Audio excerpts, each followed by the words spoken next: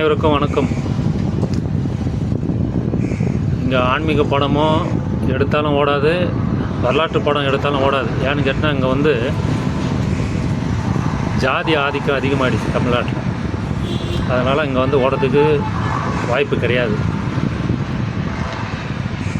ஒரு சிவாஜி கணேசன் எடுத்தார் நல்ல நல்ல படம். அந்த நம்ம இப்போத்துக்கு பார்த்திங்கன்னா ஒரு 1970 65 பார்த்திங்கன்னா ஒரு நல்ல நல்ல படம் வந்தது. நந்தனா, திருநீலகண்டர் அப்படியெல்லாம் படம் வந்து கொடுத்தாங்க. திருவிளையாடல் எல்லாம் நல்லா சக்க போட்டுச்சு. சரஸ்வதி சபதம் இப்படியெல்லாம். இப்போ லேட்டஸ்ட்டாக கொஞ்சம் இதெல்லாம் பார்த்திங்கன்னா ஒரு ஆன்மீக படமாக ஓடந்து பார்த்தா அம்மன் கூட தெலுங்கு படம் தான். தமிழில் எடுத்தது வந்து பாளையத்தம்மன் கொஞ்சம் ஓரளவுக்கு ஓடிச்சு. அதுக்கப்புறம் ஆடிவெள்ளி, இந்த அம்மன் படம் கொஞ்சம் ஓடந்தது. மீதி வரலாற்று படம்லாம் எடுத்து எதுவுமே அவ்வளோ அந்த அளவுக்கு இது பண்ணதில்லை.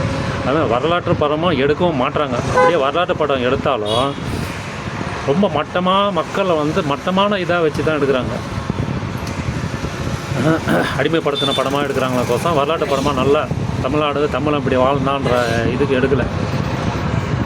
இப்போ கர்நாடகாவில் எடுத்தவங்க சரி, ஆந்திராவில் எடுத்தவங்க சரி, வரலாற்று படம் வரலாறு பேசுகிற மாரி எடுக்கிறாங்க. இந்த படம் வந்து இந்த அளவுக்கு பரவாயில்லையே, இந்த அளவுக்கு இங்கே வாழ்ந்துக்கிறாங்களா அப்படின்ற மாதிரி தெரியுது. ஆனால் தமிழ்நாட்டில் இப்படிப்பட்ட வாழ்ந்த இடம், இப்படிப்பட்ட மொழி கொண்ட இடம், தொன்மையான மொழி கொண்ட நம்ம நாடு இதான் சொல்கிறதுக்கு ஒன்றுமே இல்லை.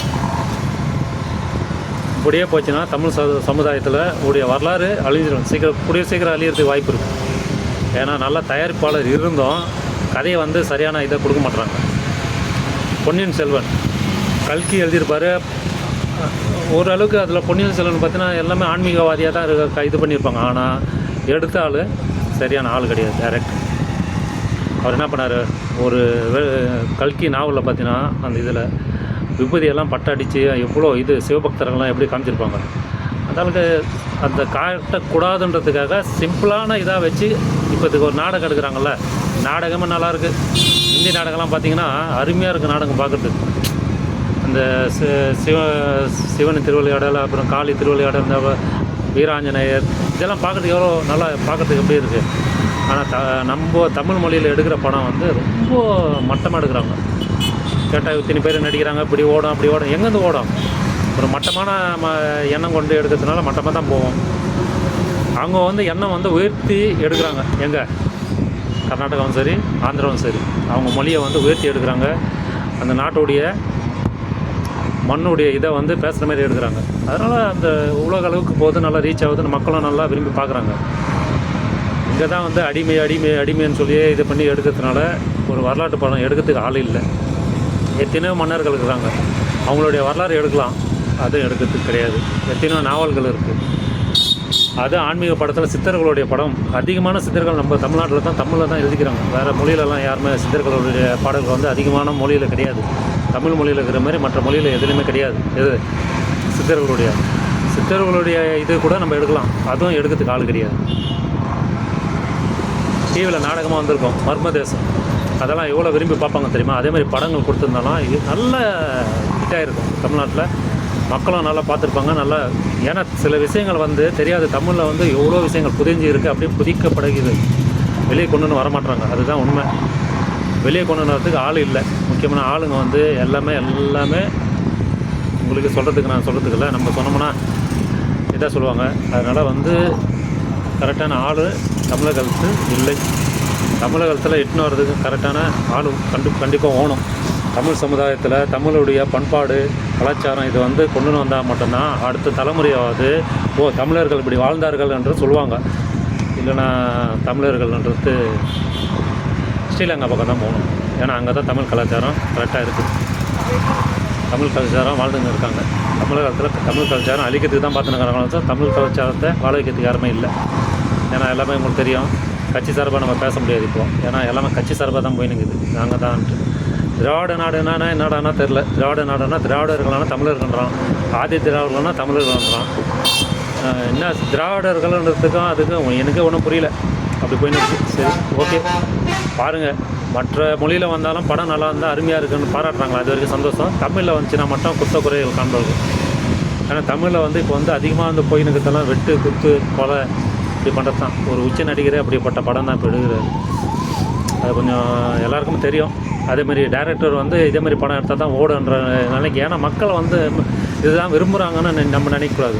நல்ல கதை எடுத்தால் மக்கள் அதையும் ரசிப்பாங்க. ஃபஸ்ட்டு அதை புரிஞ்சுக்கணும். டைரக்டர் சரி கிடையாது, அதுதான்.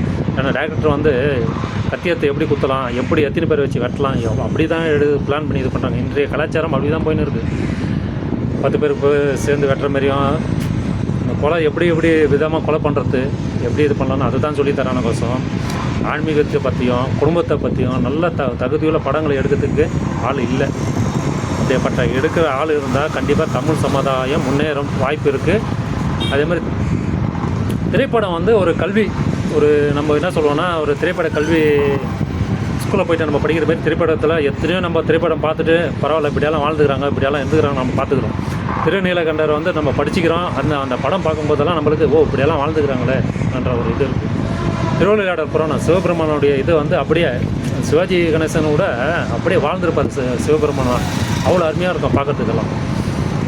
தமிழ்நாட்டில் வந்து அதிகமாக ரசித்து பார்த்த படங்களை எதுன்னு பார்த்தீங்கன்னா திருவிளையாடலும் கர்ணன் என்ற ஒரு சிவாஜி கணேசன் கர்ணன்ற படம். ஏன்னு கேட்டால் அது எப்போ பார்த்தாலும் அது பேர் சொல்ல சில படங்கள் வந்து பேர் சொல்லணும்ல, அதேமாதிரி அந்த படம்லாம் மறக்க முடியாத படங்கள்.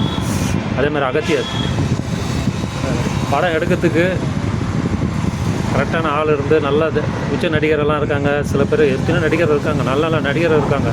சிறு நடிகர்களே வந்து நல்ல நல்ல நடிகர்லாம் இருக்காங்க. அவங்கள வச்சு நல்ல படத்தை எடுத்தால் தமிழ் சமுதாயம் பாராட்டும். தமிழ் சமுதாயம் வந்து இப்போ ஒடுங்கி இருக்குது. இது மேற்கொண்டு வர்றதுக்கு மக்கள் கையில் தான் இருக்குது. ஏன்னு கேட்டால் மக்கள் கையில் வந்து எல்லாமே டைரக்டர் நம்ப முடியாது. டைரக்டர்லாம் பார்த்தீங்கன்னா உங்களுக்கு தெரியும்ல, இப்போ இருக்கிற டைரக்டர்லாம் வேஸ்ட்டு.